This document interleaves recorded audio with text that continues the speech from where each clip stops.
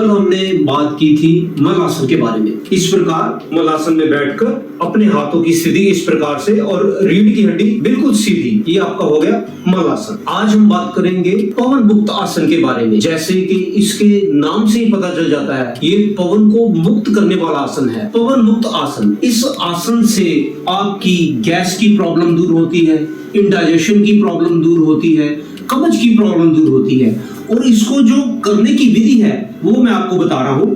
इस प्रकार आप लेट जाएं, दाईं टांग को मोड़ते हुए दायां घुटना पेट के पास ले आए, दोनों हाथों का शिकंजा बनाते हुए घुटने को पेट के साथ प्रेस करें। इस प्रकार कुछ देर के लिए रुके।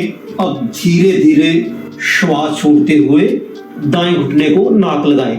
कुछ देर के लिए इस स्थिति में रुके, फिर धीरे धीरे वापस। इसी प्रकार बायां घुटना मोड़ते हुए पेट के पास ले आए। अब धीरे धीरे श्वास छोड़ते हुए घुटने को नाक लगाएं। कुछ देर के लिए रुके, धीरे धीरे वापस। इस क्रिया को 3-3 बार दोनों टांगों से दोहराना है।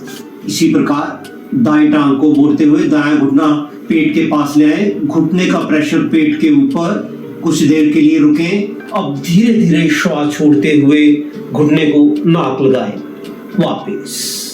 फिर इसी प्रकार बाएं घुटने के साथ बाएं घुटने को नाक लगाएं, वापस।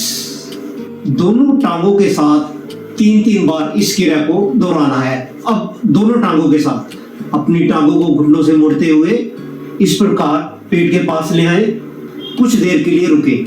अब धीरे धीरे श्वास छोड़ते हुए दोनों घुटनों के बीच में नाक लगाएं, श्वास भरते हुए वापस। फिर दोहराएं।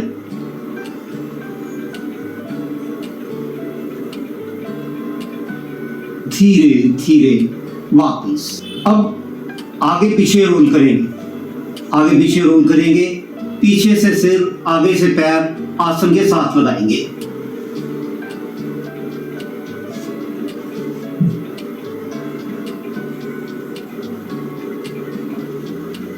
हर आसन को अपनी आयु, अपनी क्षमता और अपने रोग के हिसाब से करना है।